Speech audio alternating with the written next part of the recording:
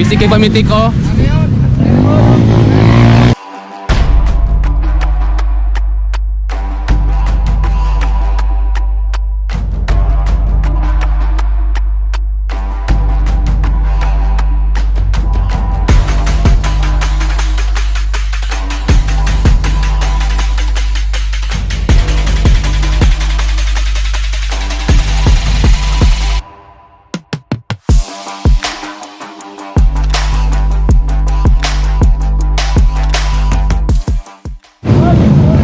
Hi mga kalagaw, this is Nelborn Cuenca of Lagkaw ni Bong. Today, umani ko ninyo na taong Gutalak, San Isidro Gutalak as one of the highlights of the 45th araw ng Gutalak.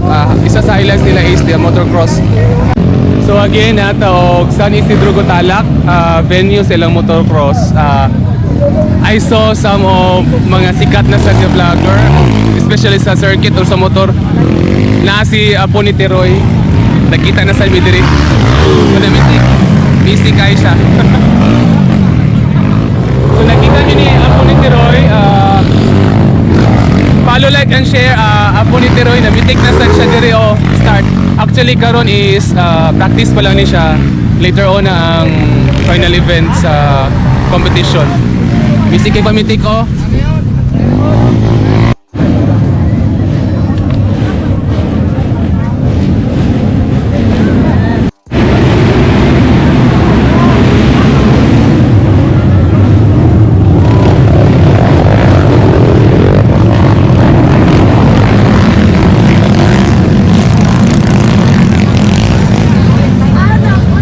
Zero visibility yun siya. Grabe, kaabog. Doon, ato na sila dito oh. Init siya. Abog, dili siya maklaro. So, we'll stay this place na lang.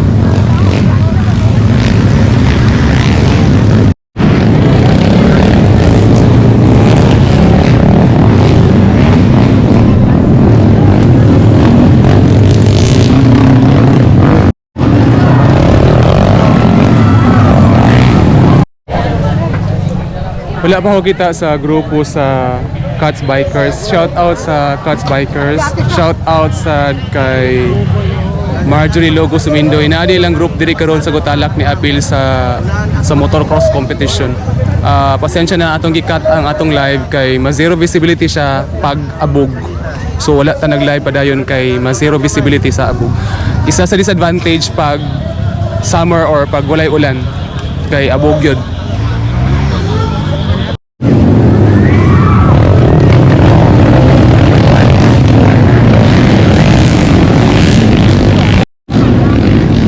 Inani siya kaabog. Oh, look. Di na maklaro.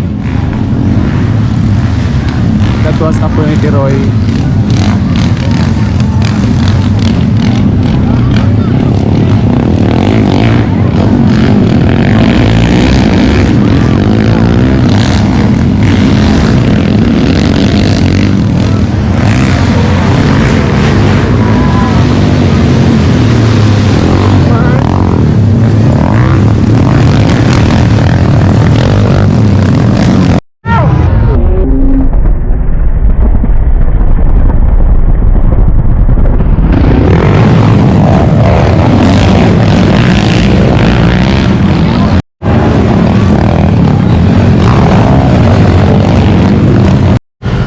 So mo na to ang part sa motocross competition of Gutalak held sa San Isidro, Barangay San Isidro, Gutalak as one of the highlights sa ika-45, 45th araw ng Gutalak.